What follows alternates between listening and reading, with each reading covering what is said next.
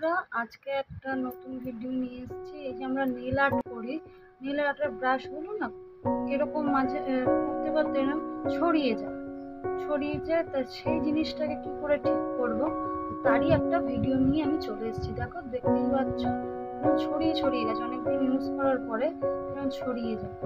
সেটাই কিভাবে আমরা ঠিক করবো সেটারই একটা ভিডিও নিয়ে আমি চলে এসেছি।